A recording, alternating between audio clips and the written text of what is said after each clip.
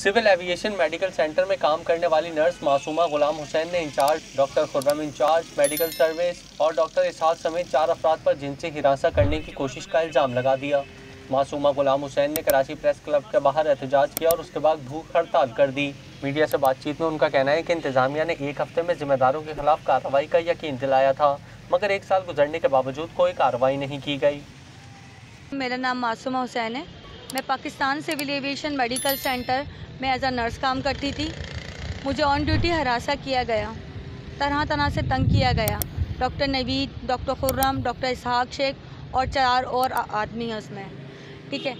मैंने हक और सच के लिए आवाज़ उठाई। मैंने बताया कि यहाँ हरेसमेंट हो रही है। मेरे साथ और ख़ातून भी थी जो चाहती थी कि साथ दें।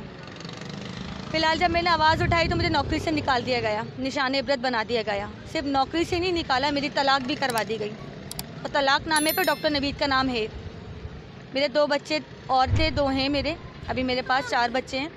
उस वक्त मैं हामला थी, बच्चा हुआ था मेरा। 2 बच्चे मैंने अपने मियाँ को दे दिए जो उसके बाबा हैं। मेरी तलाक हो चुकी है उनसे।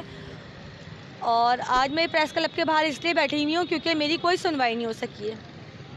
डीजी सिविल एविएशन साहब, मेरा नाम मासूमा हुसैन है, कहीं आप भूल तो नहीं गए? मैं भी किसी की बहन बेटी हूँ, आपकी भी बहन बेटी की तरह हूँ सर। क्या हुआ? मेरा इंसाफ कहाँ गया? मैं अपने बच्चे कैसे पालूँ? आप लोगों ने तो मुझे निशान इबरत बना के रख दिया है। आपने ये बताना चाहे कि कोई भी हक और सच की आवाज़ ना उठाए।